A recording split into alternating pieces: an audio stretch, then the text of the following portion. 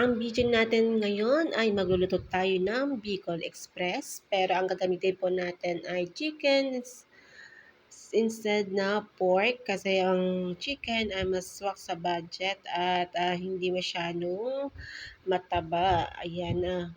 Ang gagawin lang natin ay ipiprito muna natin yung chicken or pala light brown kasi para matanggal yung lansa kasi alam niyo naman pagka yung chicken na hindi native, medyo malansa po yan. Kaya ipiprito natin ng bahagya ang chicken.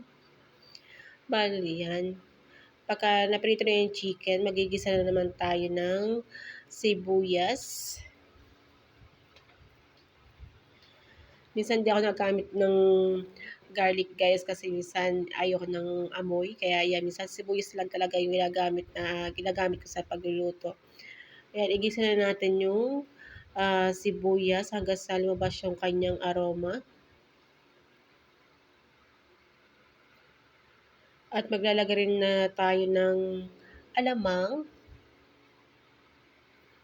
Para hindi rin tayo gagamit dito ng asin guys kasi yung alamang is maalat na. At pagkatapos na natin igisa ang sibuyas, ayan, minix na natin yung chicken sa sibuyas.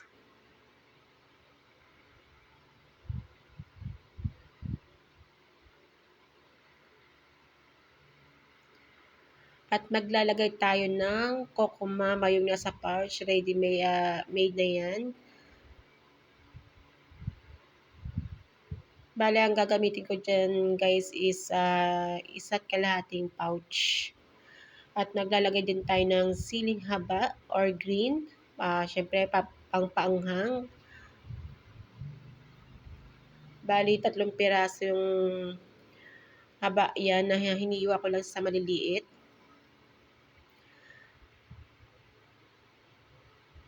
Yung chicken naman guys ay luto na yan. Kaya hindi na natin masyadong lulutuin.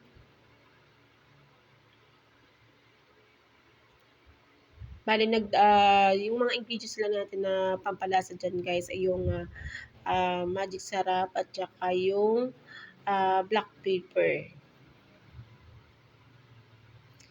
Antayin lang natin maluto guys. Ayan, kumukulo na.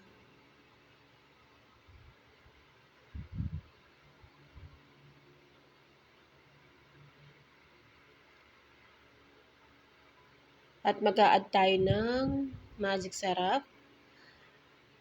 Tansyahin nyo lang yung paglalagay ng magic sarap. Sa akin kasi guys, tansyado ko na yung paglalagay ng mga seasoning. Kaya kasi araw-araw naman halos ako nagluluto. Ayan guys, luto na yung ating Bicol Express na chicken.